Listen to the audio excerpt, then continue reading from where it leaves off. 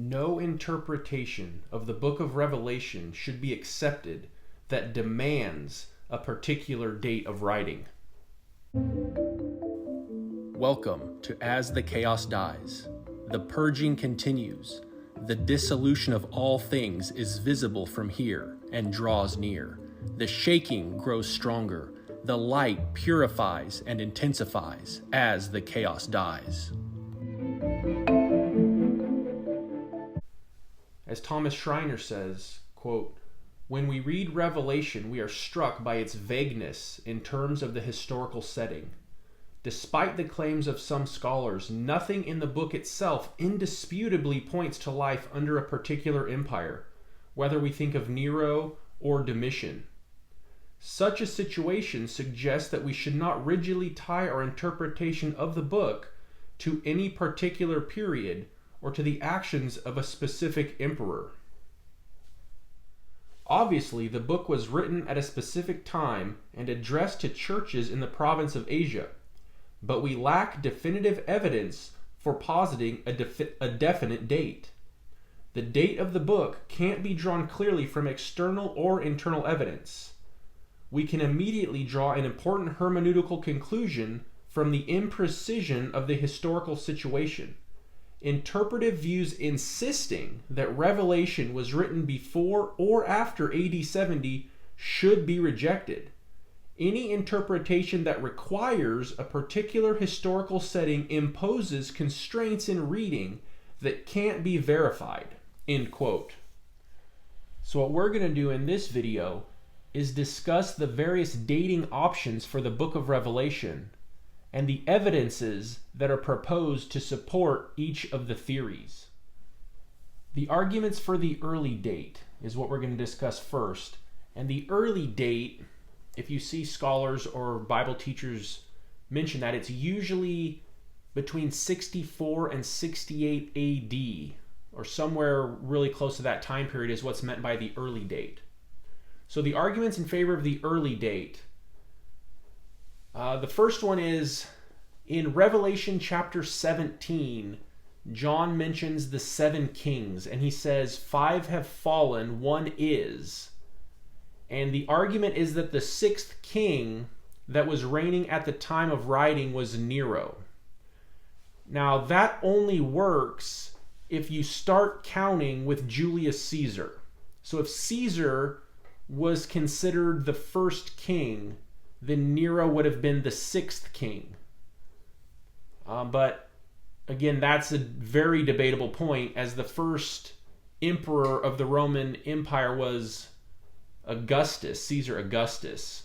But some people do want to count Julius Caesar as the first king in Revelation 17, and if you do that, you end up with Nero being the 6th king, who would have been reigning at the time of the writing of the book. And dating the book of Revelation to the reign of Nero would account for the persecution references in the book.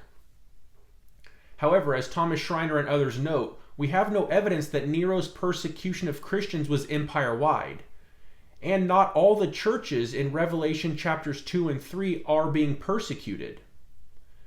And Gregg Beale says, quote, "There is no evidence that Nero's persecution of Christians in Rome extended also to Asia Minor, where the churches addressed in the apocalypse are located," end quote.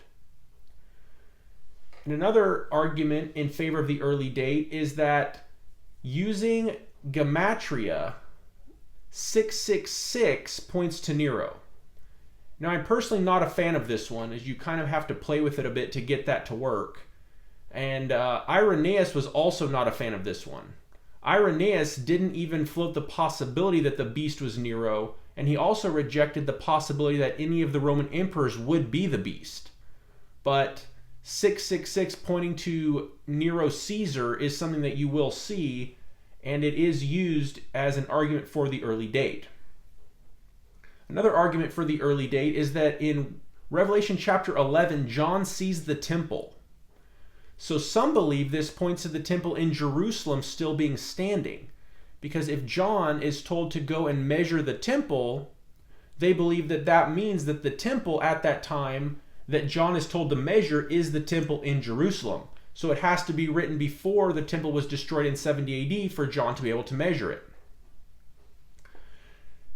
But this could just as easily be pointing to a future temple, similar to Ezekiel's vision in chapters 40 through 48.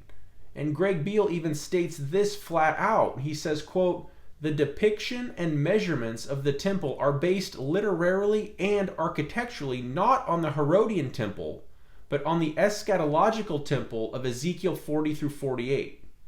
What is portrayed is the eschatological fulfillment of Ezekiel's temple in the new age," end quote. And another point of evidence in favor of the early date is that there's an ancient document known as the Muratorian Fragment. And this fragment indicates the early date of writing. Now, this fragment is contradicted by Irenaeus, who puts forward a later date. But the Muratorian Fragment is something that is used in support of the early date. There are some other arguments and evidences that are suggested for the early date, but I found those even less convincing than the ones I've gone through here. And to be honest, I'm not really a fan of the early date, and none of these arguments or evidences really impress me very much. Actually, the one that I find to be the most impressive piece of evidence is the Muratorian Fragment, because that is a piece of very early writing that does indicate the early date. So I do find that one to be, of all these arguments, to be the best one to support the early date. I'm not a fan of these arguments about Nero personally, but again, others are.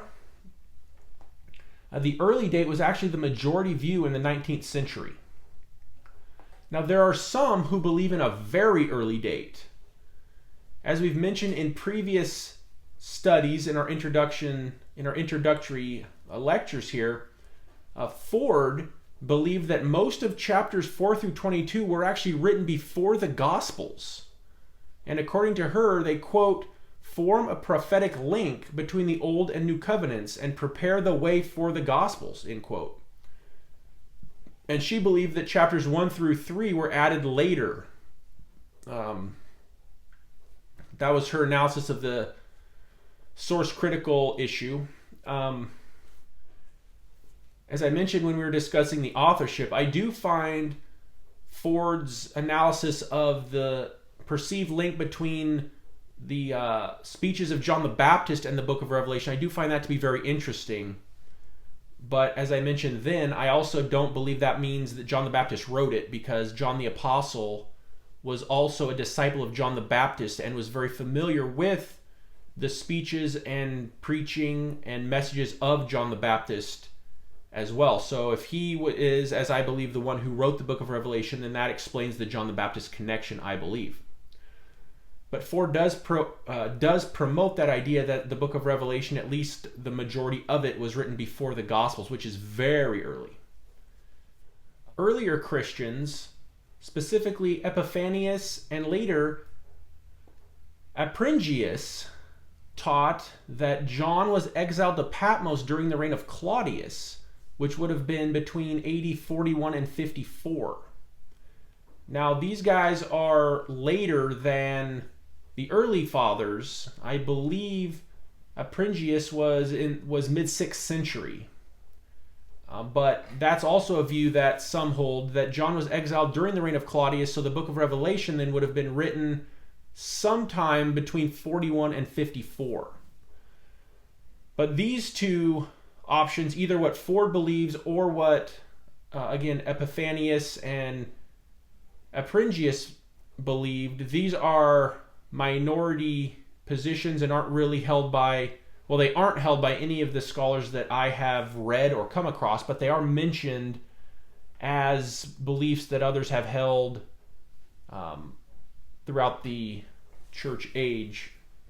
Now, I should clarify a little bit. I do have Ford's Anchor Bible Commentary, and I am reading that one, but her dating isn't supported by any of the other scholars.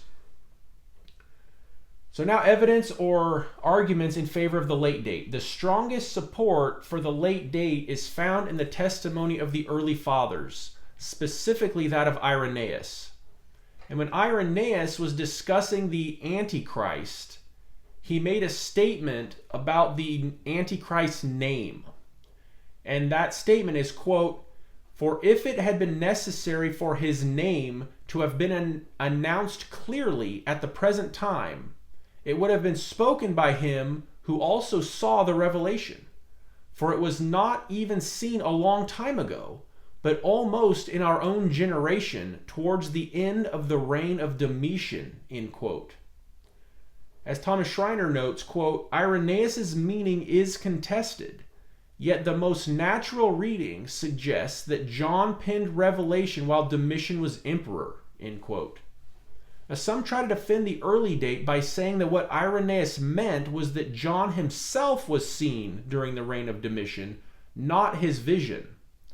So they want to say that when Irenaeus says that it was not even seen that long ago, they want to translate that as "for he was not even seen a long time ago," meaning John.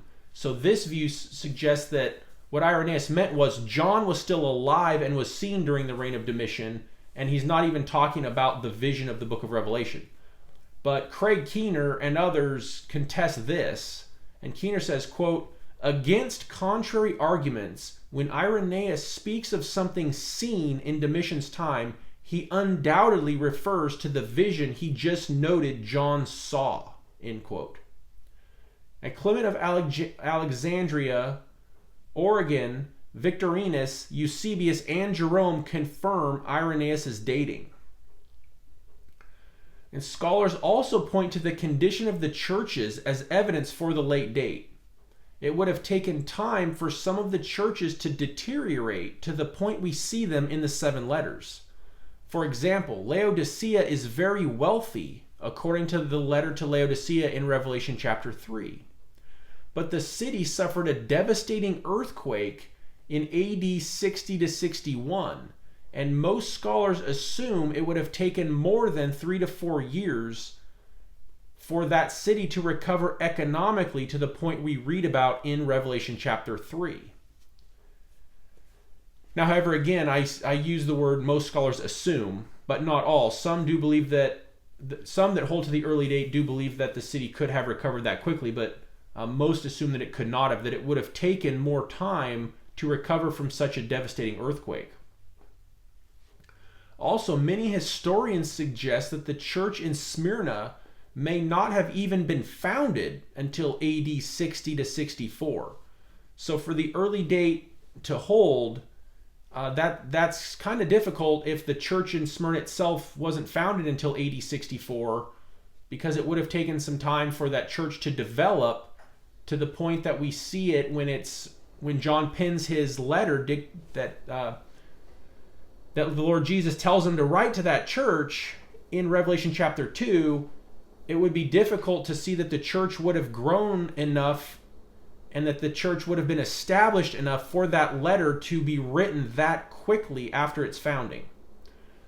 But I guess if we're going to argue against that, we could also see that the Apostle Paul he only spent about 3 weeks in Thessalonica and established that church, and then was able to write the epistles to the Thessalonians not too long after that. So, again, while it may support the late date to say that Smyrna may not have even been founded until 64 AD, when we see some of the churches spring up really quickly after Paul's ministry or during Paul's ministry, I could see that the early date supporters would argue, against that. Even if Smyrna was not founded until 60 to 64, that doesn't prove that it couldn't have been robust enough very quickly to have the book of Revelation chapter 2, the letter to Smyrna, written, within possibly 4 to 8 years of its founding. So, while some do put these historical considerations forward, as I said, the earthquake in Laodicea and the late founding of Smyrna forward as evidence of or in support, maybe not evidence, but to support the late date, I personally don't think those are open and shut in support of the late date. I think they could be argued from the position of the early date satisfactorily to still hold to the early date. I hold to the late date myself, but not for the reasons there. But I'm trying to give various scholarly suggestions and scholarly views as to how they seek to answer some of these questions. And it also seems that the scholars who argue for the early date seem to do this because they want to support their approach to the book overall, which is to say they argue for the early date to support their preterist position. Now, I'm sure that's not universally the case, but from what I have seen, and again, I haven't seen everything ever written by any means on the book, but from the surveys that I've done on the book, it seems that the people who insist upon the early date want to do so to support their preterist positions. And as Schreiner said when we opened up this teaching, any view of the book of Revelation's date that requires the early date to support their position needs to be rejected, because the evidence just isn't there to require a date one way or another. The evidence doesn't require us to hold to the late date, just as it doesn't require us to hold to the early date. But if our overall interpretation of the book of Revelation requires a specific date in order to function, it needs to be rejected, because there is not enough evidence to support an undeniable date of the book's authorship. So as Schreiner says, quote, "To sum up, the internal evidence doesn't point to a specific date. The external evidence, if we assume that it is reliable, points to a date when Domitian was emperor," end quote. And Gregg Beale says, quote, "The cumulative weight of evidence points to the late date," end quote. If you're blessed by the content, be sure to subscribe and share this video to help the channel grow. Thank you. I'll talk to you very soon. God bless.